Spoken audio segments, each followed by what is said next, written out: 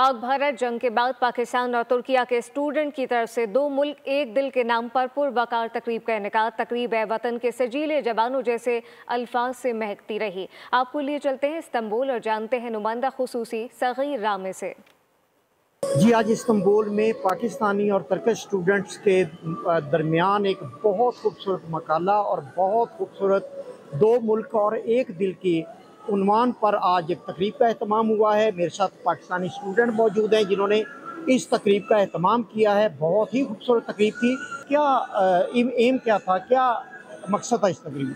जी देखिए, हम इस्तांबुल में हैं इस वक्त पाकिस्तानी तलबा और इस्तांबुल यूनिवर्सिटी के अंदर आज ये प्रोग्राम हो रहा है। इस्तांबुल यूनिवर्सिटी एक बहुत अहम मकाम रखती है तारीखी तौर पर, तो हमारी कोशिश थी कि यहाँ पे पाकिस्तान के कल्चर को दिखाया जाए। यहाँ पे उर्दू डिपार्टमेंट के जो तलबा हैं, क्योंकि वो सिर्फ किताबी चीज़ों में तो पढ़ते हैं, तो हम उनको अपनी सकाफत जो है दिखा सकें, हम मिल कर एक प्रोग्राम इस तरह कर सकें।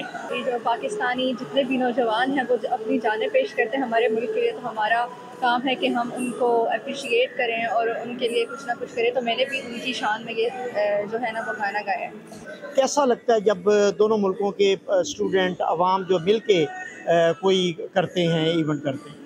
बिल्कुल, ये एक तो डिप्लोमेटिक लेवल के ऊपर एक्टिविटी होती है दो मुल्कों को करीब लाने के लिए, लेकिन मेरे नज़दीक ये उससे भी ज़्यादा अहम है कि सोसाइटियल लेवल पे इंसानों के दरमियान में एक दिल के लेवल पे एक कुर्ब लाने के लिए इस तरह के प्रोग्राम बहुत ज़रूरी है। और अल्हम्दुलिल्लाह इस तरह की तकरीबात के रेफरेंस से पाकिस्तान की बेहतरीन सफारतकारी कर रहे हैं। जी, सब्सक्राइब करें और बेल दबाएं ताकि कोई खबर रह न जाए।